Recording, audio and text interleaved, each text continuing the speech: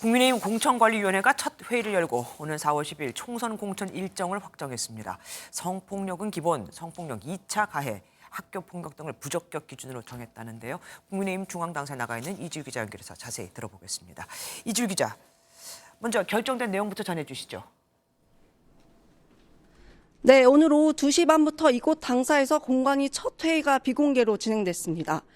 정영환 공관위원장은 선거는 전쟁이라며 선거운동 원칙으로 갈등 조장, 막말과 음해, 당내 분란 야기를 3대 금지령으로 정했습니다.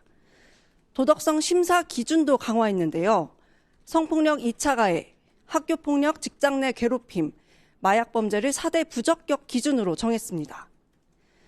공관위는 수도권의 중요성을 강조하며 경선에서 여론조사 비율을 높이겠다고 밝혔습니다.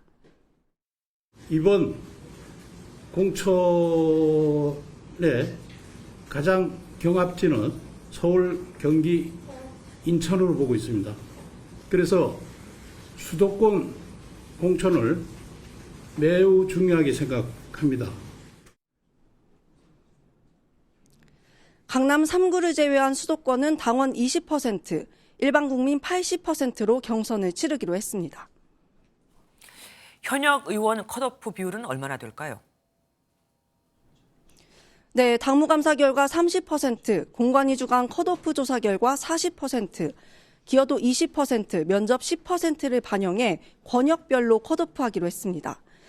권역별 하위 10%는 공천에서 원천 배제해 구제할 수 없다고 밝혔는데요. 현역 의원의 경우 7명 정도가 될 거라고 설명했습니다. 공관위는 시스템 공천을 내걸고 국회의원과 원외 당협위원장을 구분해 여론조사와 도덕성 비율을 달리 반영하기로 했습니다. 공관위는 오는 20일부터 28일까지 일주일간 공고 후 29일부터 6일 동안 후보자 접수를 받기로 했습니다.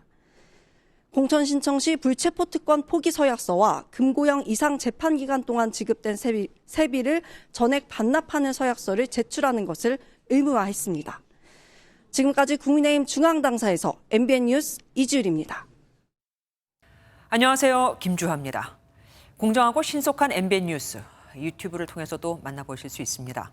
특히 더 많은 뉴스와 라이브를 보고 싶으시다면 오른쪽을 눌러서 구독하시면 됩니다. 어렵지 않죠? 빠르고 정확한 뉴스로 계속 찾아뵙겠습니다. MBN 뉴스를 시청해주신 여러분 고맙습니다.